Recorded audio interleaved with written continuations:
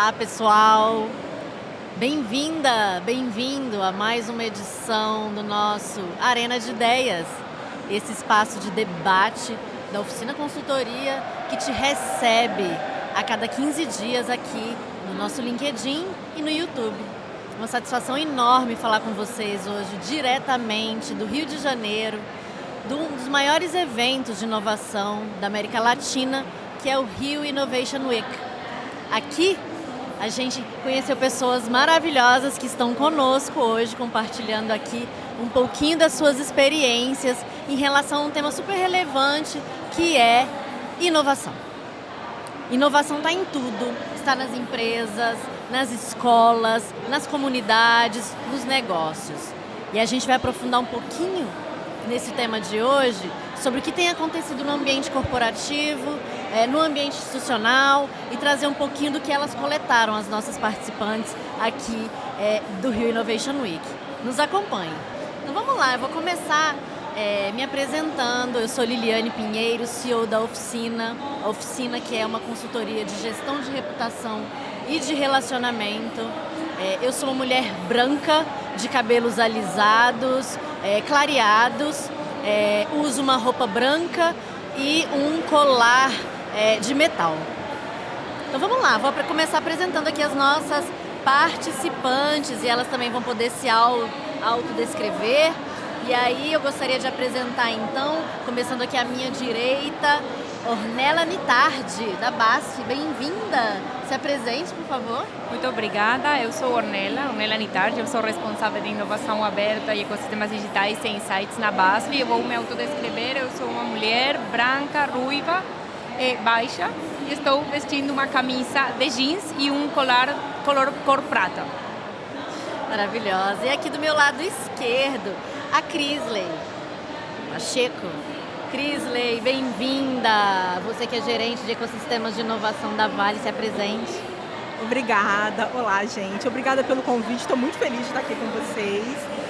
Eu sou uma mulher branca, com cabelo castanho até o ombro e estou vestindo uma blusa listrada preto e branca. Sou gerente de ecossistemas de inovação. O que é o ecossistema de inovação, né? Então ali dentro tem inovação aberta, várias coisas que a gente vai conversar aqui sobre.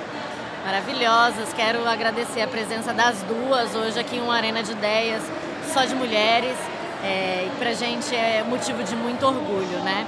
E aí quando a gente está falando sobre inovação, né? Inovação está na pauta. Eu ouvia alguns painéis, dei uma pescada em muita coisa que estava acontecendo, né?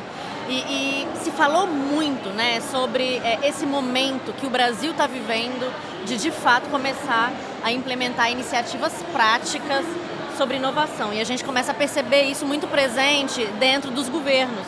E eu vi uma apresentação, inclusive, da Prefeitura do Rio de Janeiro, com todo o seu método e a sua estratégia de inovação, né? E aí, Ornella, me conta, o que você tem percebido nos últimos anos em termos de evolução e as experiências de inovação dentro do ambiente público e das empresas? O que você avalia? Como é que está isso? Boa. Tenho que fazer um disclaimer que eu não sou brasileira, então pode ser que algumas coisas do Brasil eu não consiga falar diretamente, mas em termos gerais, eu estou aqui no Brasil há quase 3 anos, sim? Mas trabalhando com ecossistema há já mais um tempo em diferentes países vinculado à inovação e sustentabilidade, e eu vejo que, na verdade, está tendo uma evolução cada vez mais acelerada, talvez não tanto pelo convencimento, mas sim pela necessidade, que depois, a partir que esse processo vai sendo evoluído, vai gerando esse convencimento de que não tem volta para trás, sim?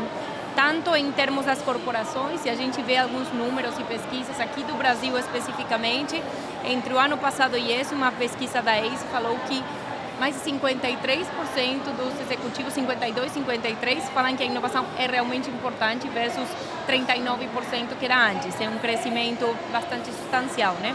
E como as empresas estão evoluindo com times dedicadas, com processos para não fazer tudo dentro, fazer também com fora, é algo que a gente vê que é uma evolução. E também como, não sei se na mesma medida, mas mais ou menos, o sistema de incentivos também externos para que isso realmente vire uma realidade. E agora, sistema de incentivos é uma coisa, mas se dentro da empresa não tem esse convencimento de que realmente é necessário para promover a competitividade, não adianta, né? Então, sinto que a evolução está indo, mas que ainda precisamos promover mais essas conversas e resultados concretos da inovação para fazer que isso cresça ainda mais. Você fala em competitividade, né? E quando a gente vai para o ambiente corporativo, né? A gente tem observado muitas empresas correndo atrás de acelerar processos e ecossistemas de inovação, né? Pensando na comunidade, pensando no município, no estado em que opera e no próprio público interno. Me conta um pouquinho como é que é isso lá na Vale, Crisley. Então, a gente tem uma preocupação muito grande com o que a gente chama de democratização da inovação. Porque a inovação ela não pode ser para um pequeno grupo de pessoas, né? Até pouco tempo atrás tinha ali, aquelas são as pessoas de inovação, né? São pessoas modernas, são engenheiros, né? São analistas. E a gente vê cada vez mais que o mindset de inovação, ele precisa ser para todo mundo, ele precisa ser democratizado. Então a gente trabalha muito isso na Vale, né? A gente tem uma inovação descentralizada, quer dizer, várias áreas pensando em inovação. A gente tem ali os hubs de inovação, que são unidades, células de inovação dentro das operações. Então, ali na mina, na usina, no porto, tem células de inovação onde a gente traz times que já rodam inovação para formar e criar uma cultura dos times daquela operação, desenvolver aquelas pessoas, e aí aquela fusão das ideias, os times verdadeiramente multidisciplinares, né, que vão criando as soluções para desafios reais. A pessoa que trabalha dentro de um hub de inovação, ela volta para a operação modificada, né? Então, ela passa também a questionar, por exemplo, a educação dos filhos. E aí, meus filhos estão aprendendo a pensar, né, nas escolas, nas universidades, isso está acontecendo, né? Os estagiários, os trainees, a gente tem programa com universidades, né, com a agência do Marandu, do Maranhão, desculpa, né, que a gente traz alunos para bolsistas, né, para trabalharem imersos em desafios da indústria. Eles saem modificados. Então a gente provocar essa mudança de mindset dentro da empresa, repercutindo na sociedade, nas nossas famílias, é uma onda positiva que traz muito benefício para o país inteiro, né? Isso é muito bom. E essa descentralização, a gente vive o mesmo cenário. E achamos que realmente é, obviamente, um pouco difícil, às vezes, de gerenciar, mas o resultado é muito mais escalável, né? E você consegue tudo isso que você comentou. A quebra de silos da Vale é muito grande, né? Geograficamente é muito dispersa. Como é que a gente faz a inovação fluir ali, né, com os times trabalhando junto? Então a grande riqueza é quando eu descubro que eu estou aqui no Espírito Santo e lá no Pará tem alguém que vai trabalhar comigo, como a Universidade do Maranhão, com uma startup de São Paulo. Então isso é muito rico, né? É muito bacana. E é assim, só que quando a gente fala a palavra inovação, muitas pessoas ainda têm dúvida de qual é o significado de inovação, né? A gente costuma falar na comunicação que é uma palavra grávida. Grávida quer dizer que ela pode ter vários significados, a depender da instituição, da empresa. Para você, qual é a tradução e o significado da palavra inovação? A tradução direta é inovação, porque para mim é em espanhol. Sim. Exato. Mas na realidade é justamente entender uma coisa que poderia ser feita diferente e que fazer diferente traz um valor para você como pessoa, para o mercado, para a sociedade. E criar isso de forma com um processo que depois possa ser replicado. E é um processo, né? Porque muita gente às vezes pensa que quando está falando em inovação tem necessariamente o uso da tecnologia, né? E a gente já aprendeu que inovação é um processo, né? Então, e para a Vale, o que é o significado de inovação? Inovação é mais sobre pessoas do que sobre tecnologia, né? Pode ser um novo produto, um novo processo, um novo modelo de negócio, e até aí é uma invenção, né? Quando eu não crio alguma coisa nova, é uma invenção. Na hora que aquela coisa nova que eu criei, um processo, um produto, um modelo de negócio, ele é utilizado para agregar valor para a sociedade, para trazer... Isso é inovação. Então, inovação é quando alguma coisa nova acontece, ela está implantada, ela está gerando valor.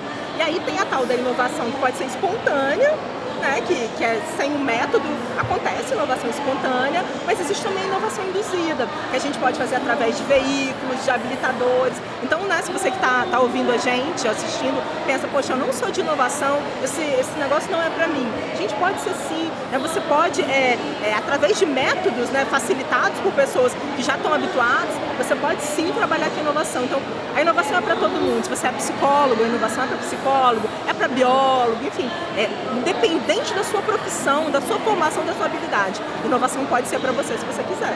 Ah, isso é muito uma delícia, né? Então, você usou a palavra democratização. E agora você fala que é para pessoas. Então, pessoal, inovação é sobre nós, né? Não é sobre uma empresa ou um software, não é sobre nós, sobre gente, né? E aí, Ornella, eu queria que você citasse pra gente, né? Até pelo histórico da empresa que você atua, da BASF, né? Qual foi o projeto mais desafiador de inovação? Na verdade, assim, qual o projeto mais desafiador e que vocês precisaram inovar para atender alguma demanda? Você tem algum exemplo que possa citar? Tem muitos. Seria injusto dar um papel de mais desafiador a algum sobre outro, mas para fazer um pouco de lugar de fala, assim. A BASF é uma empresa com quase 160 anos, com liderança em P&D, tem mais de 10.000 pessoas trabalhando em P&D no mundo, mais de 2 bilhões de euros de investimento em P&D, mais de 1.500 patentes por ano, mais ou menos para ter uma dimensão. Então, que não é desafiador nesse cenário? Agora, indo para a América do Sul, e especificamente no cenário do nosso hub de inovação, eu acho que o desafio maior que muitas vezes a gente tem, nós trabalhamos com desafios para inovar, sim, de base, mas também dos clientes. E muitas vezes chegam para nós coisas de, vamos fazer inovação, eu tenho uma ideia, sim, e isso aí muito, muito concreto, eu quero começar a trabalhar em inovação aberta, vocês me ajudam. E aí o desafio, e o que foi o mais desafiante como denominador comum de todos os exemplos, tanto internos, a gente fez com cosmética, com gamification de plataformas digitais, com economia circular, sempre é quando vem a ideia muito estruturada, que a gente tem que falar, olha, não é por aqui. Vamos ir um passo mais atrás, agradeço todo o seu trabalho de pesquisa até aqui, mas vamos começar a entender algumas coisas prévias e a gente teve que destroçar de boa, sim, por favor, você entenda a palavra, todas essas pedidos iniciais para reestruturar o processo e ir para frente e talvez ir 2 países para trás para poder ir 3 para frente, né? E finalmente pensando em projetos de desenvolvimento de tecnologias e produtos futuros, não posso falar quais por confidencialidade, mas começou tudo com vamos fazer uma apresentação de portfólio. Talvez não é inovação, vamos pensar quais são os desafios, o que o mercado está entendendo, quais são os sinais e a partir daí explicamos o porquê. Isso para mim é muito importante quando você fala sobre pessoas, porque também tem o ego da pessoa que trouxe a ideia, fatiar o processo e ir mostrando os resultados no caminho. Então eu sinto que o mais desafiador, se tenho que resumir, é matar ou transformar muito o que o outro traz em prol do resultado maior. Entendi.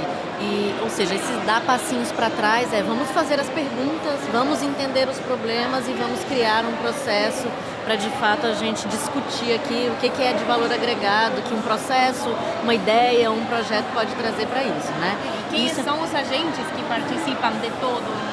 Ela fala de ecossistema e certeza que vai falar melhor do que eu, mas é entender quem está nesse processo para convidar eles na mesa, porque senão é você criando com você mesmo ou chamando uma startup sem ter uma coisa mais integral que vai dar um resultado, talvez um pouquinho mais lento, mas com um efeito muito mais forte no mercado. E essa ideia, né, de ecossistema, trazer a diversidade, trazer as vozes, trazer os especialistas, trazer as pessoas, né? Como é que isso acontece na Vale, né? Você fala muito do ecossistema. Dá uma palhinha pra gente do que é ecossistema de inovação. Então, assim, não existe inovação sem diversidade, né? E se a gente tem um grupo ali para trabalhar num desafio, onde todo mundo tem a mesma formação, sei lá, todo mundo é engenheiro, se formou na mesma universidade, tem a mesma vivência, mora na mesma empresa, todo mundo tem meio que ali um repertório pessoal parecido. Dá para inovar ali? Até dá, mas dificilmente vai ter uma ideia muito disruptiva. Mas quando eu junto, uso a diversidade no sentido mais amplo da palavra. Não estou só falando de profissões, não. Pessoas com vivências diferentes de fato. E a gente junta isso num time, a potência da inovação é muito maior. Então, trabalhar multidisciplinaridade de fato, né, com times verdadeiramente diversos, eu acho que é o grande segredo ali da inovação. E eu não estou falando só de times de dentro de casa, não, né, porque a gente tem ali o ecossistema de inovação dentro da Vale, né, que a gente tem ali as engenharias, os hubs de inovação, centros de pesquisa, o centro de inteligência artificial, a gente tem um ecossistema muito rico ali, né, mas a gente é uma gota nesse oceano. Quando a gente olha só do lado de casa, né, tem as universidades. Então, a gente tem, por exemplo, vou falar de uma coisa que representa muito o ecossistema, que é um projeto do supressor sustentável. A gente tem um produto que a gente usa ali na Vale, que é um polímero, que é uma película para cobrir as pilhas de minério, para evitar o arraste eólico, né, o arraste pelo vento. E a gente consome aquele produto. E aí, um fruto de uma pesquisa e desenvolvimento da Universidade Federal do Espírito Santo, a UFES, com time de pesquisa e desenvolvimento da Vale, criou um supressor sustentável feito com base de garrafa PET, de produto PET, que não é biodegradável. Transformou isso num supressor viável. Então, como é que a gente vai conseguir garrafa PET? A gente ajudou a estruturar a associação de catadores. Então eles se profissionalizaram, né? O filho da fundadora, ele se formou, ele é advogado agora. Então realmente é uma empresa de catadores da associação. Eles vendem o produto PET por um valor muito maior do que eles vendiam antes informalmente. E aí uma startup chamada BioSolve produz o supressor, a Vale compra toda a produção deles, né? A primeira planta aconteceu no Espírito Santo. A Vale usa aquilo nas pilhas para cobrir os vagões. Em 18 dias, esse produto ele se biodegrada. Então, a gente impacto social, né, para essas pessoas, para essas famílias, impacto para o meio ambiente, criação, né, geração dessa startup, de emprego e renda. Então, assim, quando a gente fala de ecossistema, né, tem aquilo que tem dentro de casa, mas tem a sociedade, tem as universidades, e aí a gente gerar essa cadeia virtuosa é o sentido mais amplo, né? É aquilo que a gente trabalha todo dia, é por isso, né? Por essa paixão, por essa né? paixão. Porque quem lida com projetos de transformação e de impacto realmente tem um amor aí dentro disso tudo, né? E você, Brilha nesse os olhos. exemplo... Que brilha os olhos. Brilha os olhos, né? Que delícia, né? E em vocês duas eu vejo muito esse brilho nos olhos, né? Duas mulheres que comandam processos, áreas e ecossistemas de inovação. E essa coisa de gerar esse ciclo virtuoso, né? Em torno do negócio que está sendo pensado, né? Da estratégia do projeto, mas também dentro das empresas, né? Esse caso que você cita, né? Do polímero, dos catadores, né? No fundo, tem muita gente participando disso, né? Então, inovação a gente poderia traduzir como participação, né? Como congregação, como colaboração, né? E isso é bem interessante, né? Sim, porque as pessoas se juntando e colaborando não necessariamente inovam se não tem uma intencionalidade. E aí estávamos falando em outros ambientes aqui muito esse tema, né? E quando falamos de diversidade para inovação, você não adianta colocar todo mundo junto, porque as pessoas parecidas vão tender a se juntar. Verdade. Sim? E é um tema de economia de energia do nosso cérebro. Então, como nós trabalhamos com a intencionalidade, e aí exemplos concretos. Quando a gente faz programa de workshops para ideação através de desafios, montamos os grupos deliberadamente procurando pessoas diferentes. Então, nos formulários de convite para os programas, nós pedimos várias informações justamente para ter essas características que nos permitem juntar. Porque senão, é o que você falou, fica tudo igual. Então, esse tema da intencionalidade, para mim, é bem relevante. Foi esse tema que você achou sobre o aspecto da inovação, de tudo que você viu aqui no Rio Innovation Week? Quais foram os temas? quais os espaços de debate, quais as preocupações que o evento e os debates acontecidos aqui trouxeram? Eu acho que esse evento é muito amplo, então você consegue, e é muito amplo e é muito inclusivo, em termos de que permite que pessoas de diferentes níveis de conhecimento e expertise e experiência, em termos de inovação, consigam conversar e trocar. Então, desde temas, é óbvio, AI, que não podemos fugir, mas mudanças climáticas, economia circular, fintechs, relacionamento com startups, cases, então é muito amplo. O que eu vejo é, justamente voltando a esse conceito, a democratização e a oportunidade de você conseguir trocar com pessoas de diferentes indústrias e que depois, aí um ponto pessoal, é sempre que levamos desses eventos e que vamos fazer o dia seguinte, porque essa conversa está sendo ótima, mas se nós amanhã é sábado, talvez não, mas Vamos deixar para segunda, Ornella. Quem esteja ouvindo outro dia, o que fazemos com isso? Vamos realmente trocar? Vou fazer um benchmarking com você? Vamos fazer trabalhos mais diversos? Isso é o que é importante para nós. Isso, o dia seguinte é muito importante, né? E o que você leva daqui do evento para o seu dia seguinte lá na Vale? Então, eu sempre participo dos eventos, eu venho querendo assistir alguns assuntos que já me interessam, mas eu gosto muito das tais conexões não óbvias. Vou sentar numa palestra sobre, sei lá, oceanos. Eu não sou especialista em oceanos, mas quando você senta ali para ouvir alguma coisa que é uma outra tecnologia, um outro pensamento, uma outra indústria, eu gosto muito de ouvir o diferente. E eu procuro evitar estar no evento só junto com os meus amigos de todo dia. Eu gosto de vir para conhecer outras pessoas. Então, quando a gente tem a clareza de quão rico é você se relacionar com o diferente, você sair da sua bolha, e quanto você aprende com isso, né? Então, as conexões não os temas que eu já vim assistir foram muito bons, mas as conexões não óbvias também foram muito especiais aqui para mim. E uma conexão não óbvia que você teve? Então, eu não entendo de fintech, andei olhando sobre isso. Essa palestra sobre cultivo em oceano eu achei sensacional, foi muito diferente para mim. Então, as pautas femininas, de diversidade, de NAI, eu já vim para assistir mesmo, mas conversar com alguns estagiários ali de fintech eu achei super rico para mim. E eu gosto muito de ouvir também as pessoas mais jovens, que teoricamente têm menos experiência, eles não têm um olhar viciado, né? Então, eles não vêm com aquilo, isso não vai dar certo. Então, eles trazem aquele frescor. Eu amo também conversar com pessoas que teoricamente têm menos vivência, né? É isso, e é essa diversidade, essa coisa desse evento, né? Rio de Janeiro, começou frio e agora tá um calorão, né? Ou seja, o evento foi aquecendo as conexões, né? Fala, por favor, Ornella, palavrinhas finais sobre um recadinho aqui para os nossos, né, amigos que estão lá do outro lado da telinha. O que para você é importante no dia seguinte a esse evento em relação à inovação? Não perder o entusiasmo, sim, que esse entusiasmo e essa empolgação que a gente tem aqui tem que levar com um nível de calibração, porque também nós tivemos o privilégio de estar aqui, nossos colegas estão no escritório ou de home office, então a gente chega como, ué, e todo mundo, o que aconteceu? Wait.